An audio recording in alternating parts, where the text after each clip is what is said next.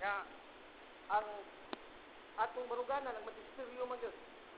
Every Catholic faithful has no right to interpret by his own self. No? Di ta pwede mo hubad sa usa ka doktrina pagtulong na sa ibang Katoliko. Kundi mudawat lang sa unsay panudlo na sa atong magisteryo. Now, ini sa Catechism of the Council of Trent, deklaro gid nini, is the expression God died a legitimate expression of the Catholic faith? Ha? Kaya upo ko mo man. Yan ito sa Catechism of the Council of Trent, Article 4, number 8, paragraph 2. No, Catechism of the Council of Trent, Article 4, number 8, paragraph 2. Christ was really born. The expression God died is a legitimate expression of the Catholic faith as doctrinally promulgated by the Catechism of the Council of Trent, which teaches that sa Concilio ni Trento, as according to the rule of Catholic faith, we also say with strictest truth, superlative degree of strictest truth, mapigkot na kamaturan, that God died. God died, and that God was born of a virgin.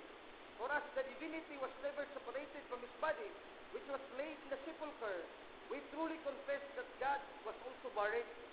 Kung muna ko Catechism of Council of Trent, Article 4, number 8, paragraph 2, Christ was really buried. So, klaro ka na strictest proof, God died. Nga naman, na nakangunanin ng simbahan, pasabot ba sa simbahan, nga ang pagka-Diyos na matay? I beg to disagree sa butang-butang sa mong katbang, kaya ang mga kontra sa among baruganan ni Brother Mo, hinon man ni nga among pasabot tulong. Ang pagka-Diyos dito mismo, ang divinity, or God who died, no! Bilang pasabot ana ang pagka-Diyos mamatay kay yano kayo, kitang ka na makatuliko na pasabot ka, bisan mapukitan ka sa may kunsunan, nga ang pagka-Diyos, di na mamatay. The divinity is impossible, is immortal. Amen? O, nga nung mga mag-God died ang strength, dahil ako naging ulugtira mo na ang strength, ako nagipotlo. Kaya ang persona ni Kristo is only one person, is only one unique person. Mangutan na kinsa may namatay.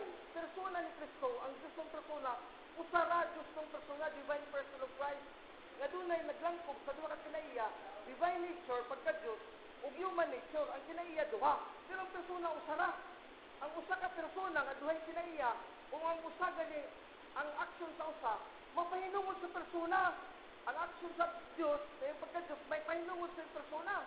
O na gitawag sa teolohiya, o gitawag komunikasyon idiomatos. That the activities and the properties of each of the nature of Jesus can be attributed to his person. Malanglitan, siya namatay siya sa pagkatao. Kay sa iyang pagkatao namatay, pero kay usama sa persona, ma-attribute sa siya pagka-Diyos, subalido ang pag-ingon nga ang Diyos namatay, kay siya man ang persona mismo. I-concretize sa ito, malanglitan ako si Jesus. O, natao ko, Colossus 2:9, ang tibok Diyos na nako. Kung imo kong sagpaon, sa masagibot sa mga yung gisagpa sa gilutan, ang Diyos na nasusunod ko, nasagpa po di mo. Wa mapiktuhin ang pagka-Diyos nga, nasakitan sa pagsagpa, pero yung yung gisagpa, o niya nasagpaan, yun mo, mo na nakasalakag ako, di mahimo nga, musagpa ka sa tao, ang lawas na yung nasagpaan, ang pagka-Diyos susunod niya, way labot. Muna diya kapag kamatay ni Kristo sa krus, katong nabitay dito sa krus, Diyos dito nga tao, God man, kay hypostatic union due to the incarnation, the mystery, nagkausa to, distinct, but not separate, wa magkabuwag. Matong napatay dito, siya sa tuya sa itong kamatayon, sa iyang pagkatao. Bisan niya itong pagkatao namatay, siya man itong personahan na Diyos, Diyos itong persona, di man siya duha ka persona. Otherwise, kung resulta, duha ka persona, wala irihiyan ng istoryo. Na yung persona sa pagkatao, na po yung persona sa pagka-Diyos, tao rin namatay, ang Diyos, wa mamatay. Mali, ang persona, mapahinungdan Japon nga sa aksyon sa pagkatao. Muna klaro diya, atong basahon diri sa Fundamentals of Catholic Dogma, klaro kay diri, no? Page 143, ako lang ning basahon para pagtinaw ba? Wa ko maingon ha, nga ang kinaiya sa pagka-Diyos namatay, kundi ang persona, maingon nga namatay. Usa na may persona si Kristo. Yan ang asintido, yan ang limitasyon. Nagtudlo ang Concilio Trento nga, God died. Diyan ang sentido. No, sige nga ito, pasipadan ng doktrina sa Trento na nagpasabot ka ang Diyos at pagka-Diyos yung namatay, dili. Ang persona, ang Diyos ng persona, namatay kaya niya pagkatao, usaman sa Diyos ng persona. Yung mga pag-escot at kinaiya, may labot ang persona, kaya ang kinaiya, yung man ang may naghatag ng personalidad o consciousness sa pagkasiya, kundi ang iyamang persona. Oh, ang tinaiya is only abstract, but the person is concrete. Tanawa dito sa page 100. Oh, 43. Christ is one person. Sa Fundamenta sa Catholic Dugna ni Brad Adam, in Ludwig Ott, page 143, in the union of his two natures in one person, Christ. Christ is one person, absolutely usalit na persona. And his person is God. Diyos kong persona, hindi tawhanon. Now, ingon diri, ang heresy of Nestorianism, false teaching of Nestorius, 428 Patriarch of Constantinople, about 451, to which the two heads of the anti-school of Exegetes, Diodorus of Tarsus and his pupil Theodore of Bethesda, had subscribed, may from the reputation from Saint Cyril of Alexandria, Saint John Cassian, summarized under the following principles. Oh, let's minute, ako lang ibasahon.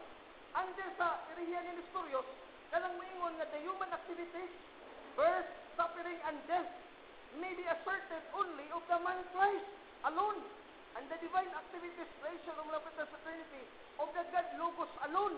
Kini, denial of the communication of Matos, irihiyan ni Nestorius o sali.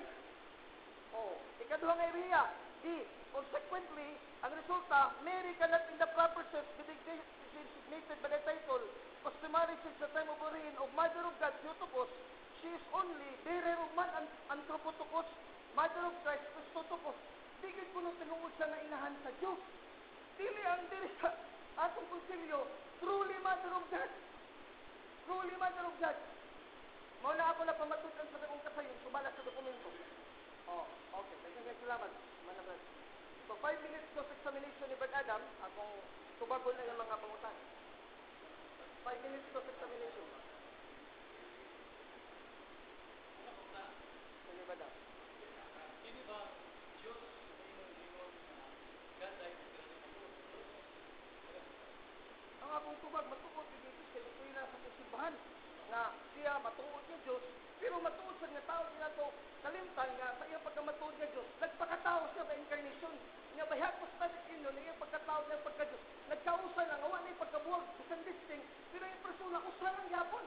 Mauna sa komunikasyon, di mato, sa kumamangan ba I have 1 minute. Ang activity sa tao, may mong ma-applicate, ma-attribute sa Diyos pala komunikasyon, di mato, kung nakasabot ka na, walang yung kamatay sa pagkatao, iya kita sa persona. Sa ikadawang persona sa Diyos na anak, walang tao, tama lang hindi mo sa pagsilas nito. In strictest truth, God died, pero dili iya pagka-Diyos kamatay, kundi ang iyang persona, na-apil sa iyong pagkatao. Di, sakto na to, ano? Let me qualify.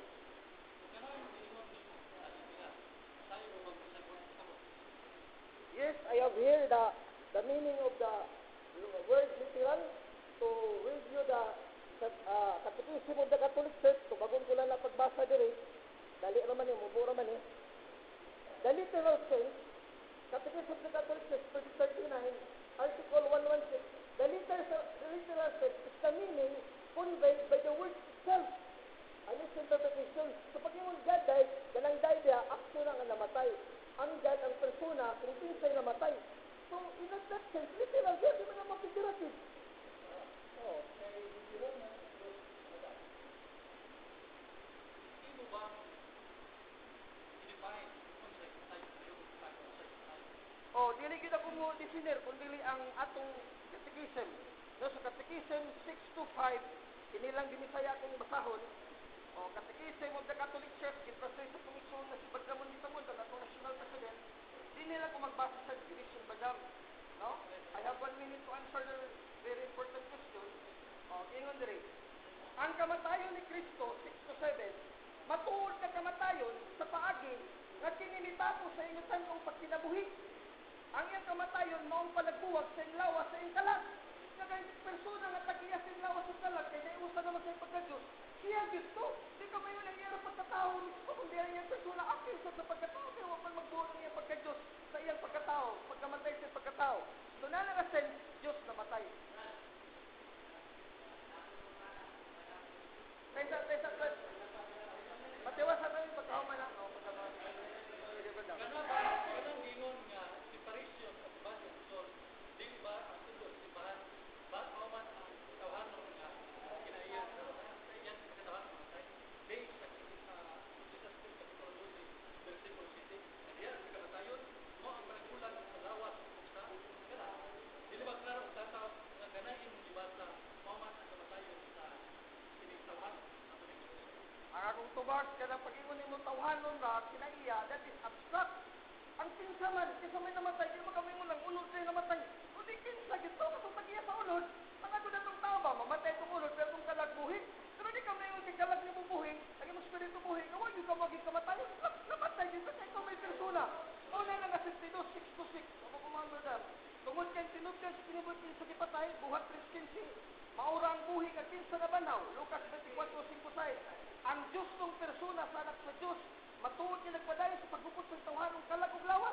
Nagibulag di ka sa kusa sa kamatayon.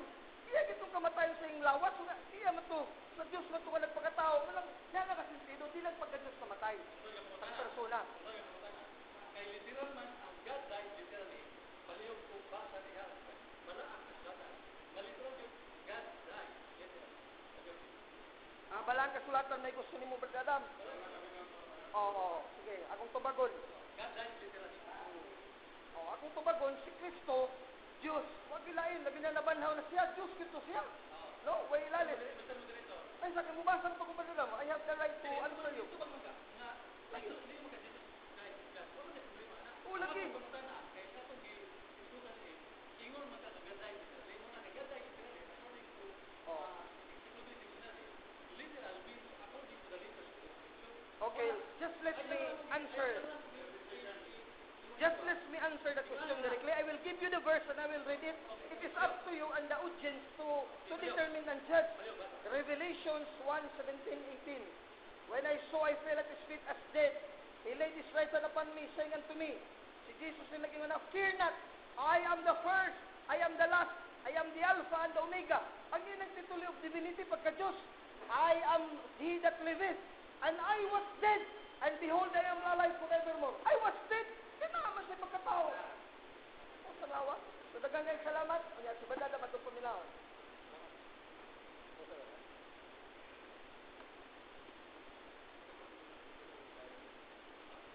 7 minutes. May ito sa hawa. Klaro, magkatawa sa Panginoon. Una sa tanan, huwag bagay sa Panginoon. Asunto na siya. God died in his human instrument. Kaya watay dibati na na. Kaya ito man na siya. Bawal sa. Sino na hawa na? Ato, sabi ka no? God died literally. Pagin na po na. Kaya ba literally? Hindi mo siya na. Hindi ko na. Hindi ko na.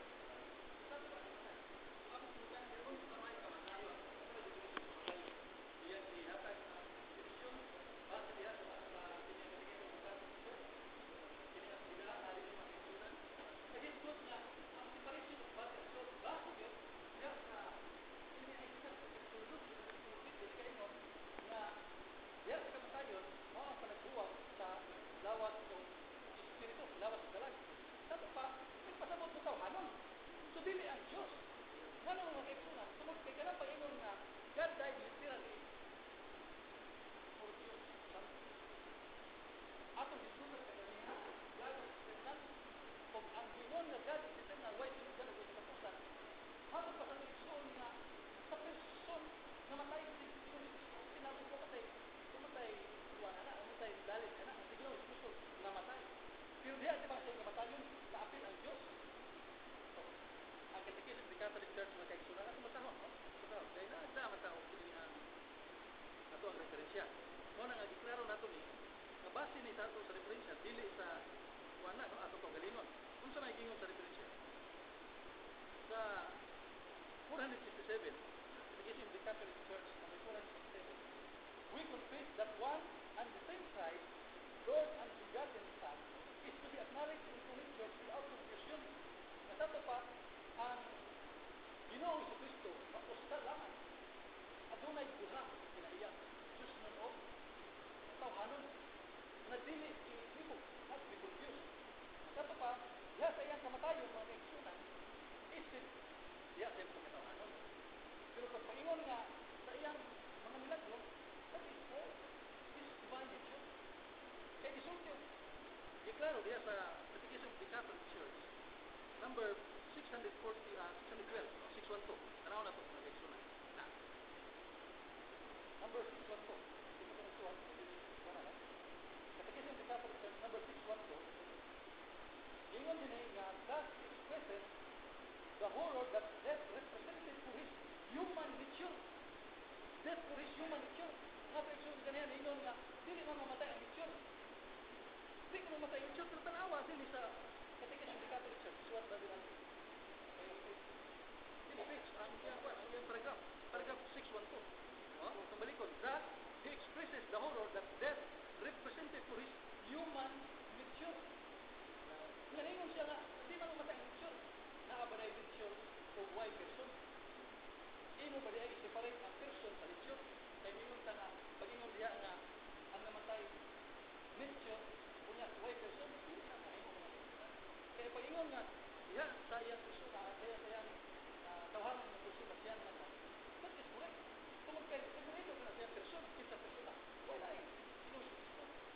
Muna nga, ang baruganan sa Catholic Faith Defenders sa Cebu, lagi ni Brother Sof, nagtatuot yun. Niya kato yung itutlo sa kanang trend mga kaigsunan. Tanawa na ko niya itong suon. Kung sa yan sa strictest truth, may tungkol sa katong Council of Trent, no? Page 57, ang pagkatawag ng mga kaigsunan, naman yung yung sa page 2. We say in the strictest truth that God died. So, wala nag-period. No? Wala nag-period mga kaigsunan. Ato pa kayo, no? Tungkol kayo, ngayon ka na God died, literal, mauna na siya, period na anak, atong kuhaan ng kamatura. Kung sa may kamatura, atong pagpalayo. But that suffering, death, and burial applies to Jesus' human nature only. Wala. Deklaro din sabi pa, ganun yung payungan, God died, hindi na ganito mo i-sumpayan, that is figurative. Pero kung sumpayan mo na in His human nature, that is literal. That is expressive. Kung mo pwede yung ipat dito niya, na sakto, literal. Na God died in His human nature. Kung mo na makiksunan, kanang pag-ingon nga, God died literally, maghinay sana. Kaya that is not literal. Kaya itong balikon, atong katipututan ng kaniya, nga, kaya ang literal na kaingon man nga, according to the letters of the scripture, atong pagutan siya, asa may ubang sa siya. Which is natin sa pinadayon ng Tirol, ang higit mga sa atong Ginoo sa Kristo niya, ang may pagutan na, mo may atong topic ka na God died literally, asa may namasa. Mga kaya mo na itong kapitan ng Krishna. Basta, pagtunong galing na literal, kung yung alwag yung mabasa, basta sa literal. Kung mo na among marugang sa basta, safety sigo.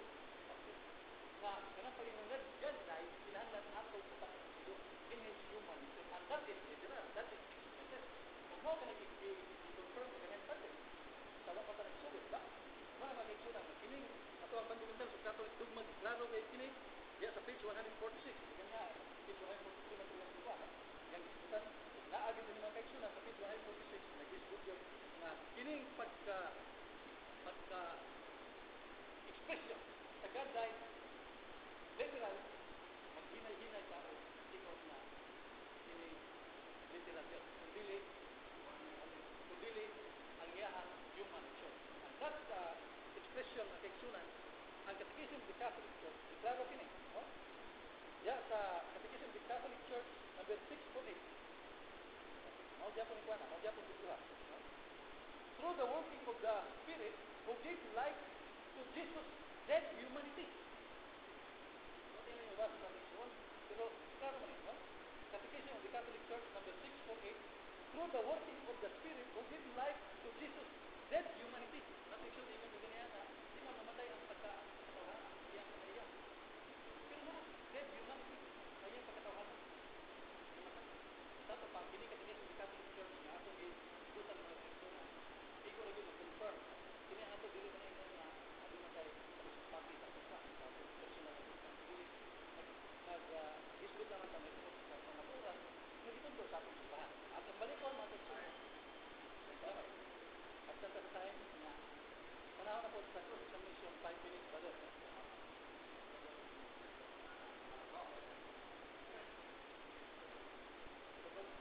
First question sa dagat. Ang ating dibasa ganyan ang Council of Trent, Article 4, Chapter 8, Paragraph 2. Katungin mo dibasa mo ba ito'y tinuod sa sumpay niya? Eh, hindi mo makaabong imutan lang ng period. Akong dibasa, isumpay na ko taas mo sa ini. Oh. Katong imong gisulti ba mo ba ito'y sumpay niya? Ako masaw. Kaya mo man Catechism of the Trent,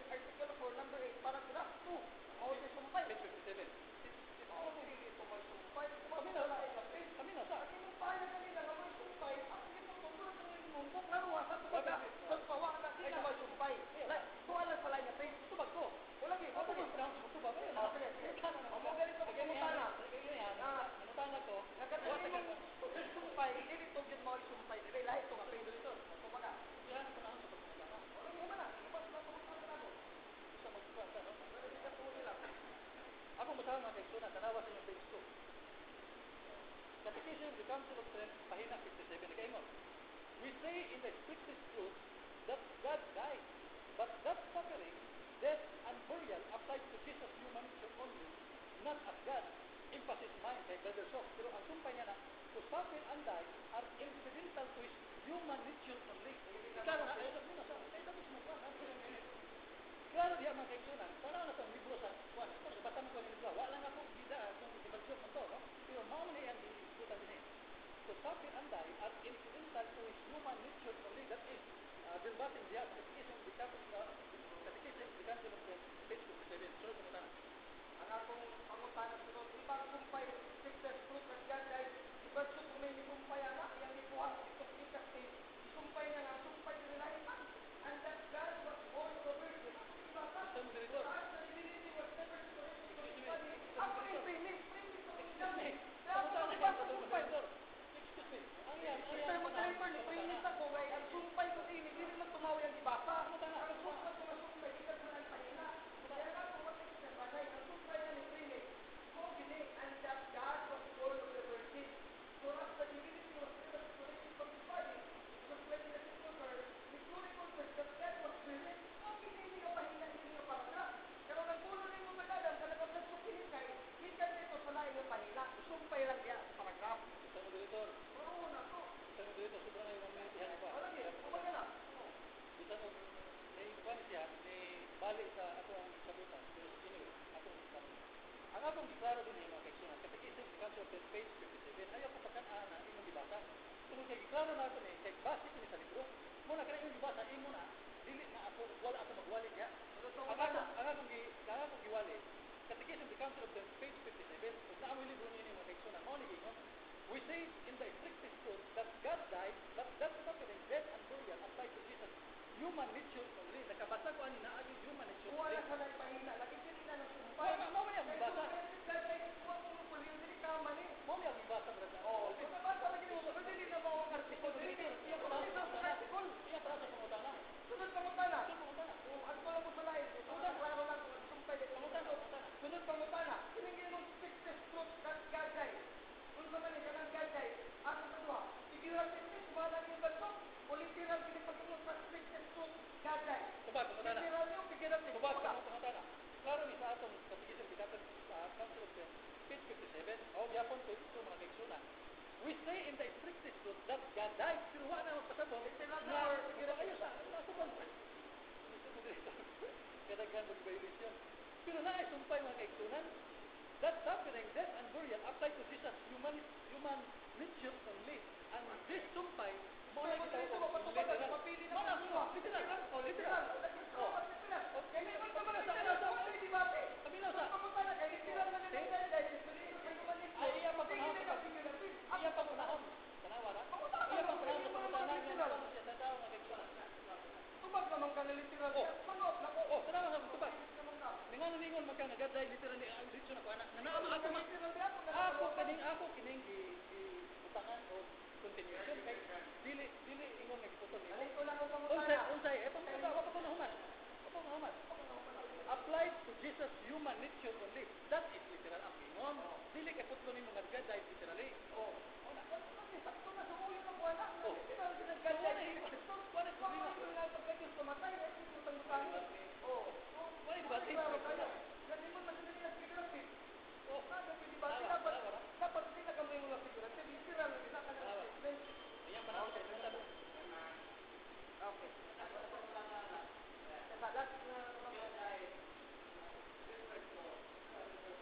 the person of Christ. human nature. Oh, pero ini human nature.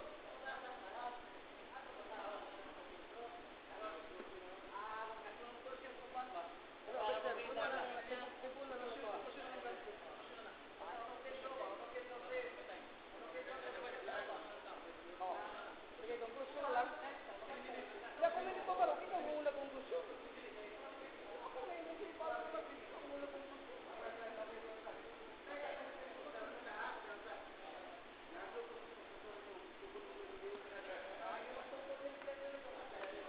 Okay, sige, mabalog last 5 minutes lang, last 3 minutes lang kay.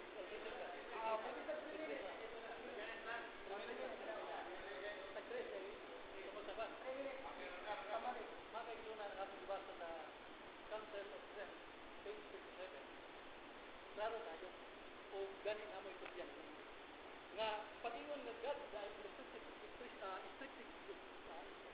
truth God died kung iya dahil kong bitanta figurative literal iya dahil kong bitanta ako sa ito tayo nga but that suffering, death, and burial applies to Jesus human nature kung kini human nature only mga kaisunan pag-awa brother Alvin kung nagdaka o dito diya sa friend o huwag ka nag-abot na dito sa pangutaan ito sa page 57 klaro dito nga sa iyang Diyos sa kining Jesus death Jesus human nature only sa iyang pagkamatay diha sa iyang human nature only na agi only mga kaisunan muna nga bisan ang Council of Ephesus and Chalcedon stated categorically minta categorically that is literal that God died wala mo period na literal that God died in the flesh diya sa iyang ulod o tawahan kay ato sing pangutana ganina namatay ba sus naman basa diya diya wala sa pa dili literal ang pag-ingon nga died pero pag-ingon nga God died in his human nature that is literal kaya nga naman imo naman yatagan o definition imo naman tawag og reference diya sa iyang namatayon sa Kristo dili ang iyang pagka-Kristo kung dili sa iyang tawahan kung klaro ka na sa isang Catholic Church sa pagbilinda sa Catholic dogma by Ludwig von na napagini yung nga itong mga kaigsunan na kanang pag-ingon nga God died dili na itong nga literally kaya yan isutan ka niya ba ng batahon God died na amang ginabadala pero wala yung continue na diha sa iyang human nature ang na amang gibarugan ng kaigsunan nga kining ang atong doktrina sa Sibang Katoliko in that expression God died kinahanglan supayan in his human nature otherwise kanang pag-ingon nga God died that is not literal that is figurative mao na among gibarugan ba pero sa pagsumpay nimo sa apelyido nga in his human nature that is literal unya ini atong diskutan mga kaigsunan sa ganiha badal ginakuran sa Pedro ipad mo ganiha ni affirm ni confirm ang kanang statement nga God died literally dili na mao that is literal pero kan paingon nga God died in his human nature tingin sa I affirm that so mao na among so wala mga kaigsunan nga maka-affirm ato mga kaigsunan dinhi nga kanang paingon nga God died unya literally dita ang sa yun tingnan man it is not literal but figurative pero pag ingon nga God died in his human nature ayaw ko bali-balihan tingnan ka na mao na explicit o mao na literal God died in his human nature kung mo na makaigsunan ang resolution sa tibok na ito gadamit ko din ang resolution na ito expression God died in his human nature dahil salamat po may utos ka Maraming salamat badala na mga store akong balikon na kining sama ng artikulo ang sayo artikulo 3 article 4 number 8 paragraph 2 ang isumpay actually hindi na ito katikism na isulat artikulo 3 hindi siya muro isumpay ito di mo bang dito kaya mo ito pero dito artikulo sa artikulo 3 hindi na maunaman dahil hindi yung sumpay na nakamahikas ng labot na mga pinisumpay na ang sumpay mo lahat naman ang iusan ng artikulo dahil mga matungkol sa kamaturan hindi na kaso mo sa protestante kahulun mo na itong sikas talaga isumpay sa sikas ako nang bigay mo kanina tuloy mga store na hindi naman sumpay ang sumpay ang ibasa mo sa diperyunan mo na wala yung ibasa na sumpay ang God was born of a virgin pagkawaman restricted to taglagay kung kumupin yun ano aas mo ka ng paragraph wala ka lang yung sumpay na sa arka palistate pwede siya muro in human nature alone only wala din siya nagkita mo sa Council of Trent unang dili na kayo kumadalan o ito sa figurative also ito siya nagkita padre yung siya figurative mamuhugan mo ilang manugalan sa mga pari na kabalog sa pagtulo na nagtuon dili figurative kayo si Padre kayo usa ni katulog sa Manila yung siya the statement God died is not figurative either the divine person suffered death in his human nature but not in his divine nature wala siya mamatay sa iyang pagka-Diyos kung ito yung divine person sinusustong persona namatay siya walang literal di mga pagka-istorya hindi na may figurative lang sustong persona namatay figurative na literal kita sa mga literal mo lang ang pagka-Diyos hindi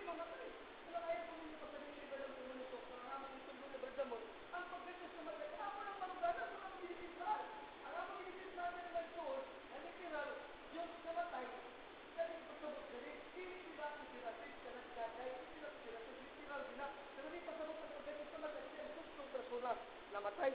O ang 6 to 7, iyan ang tutang kaduhagi, limbungan pagputlo, ewa man niya yung pagpasa. O, 6 to 5, plus 9.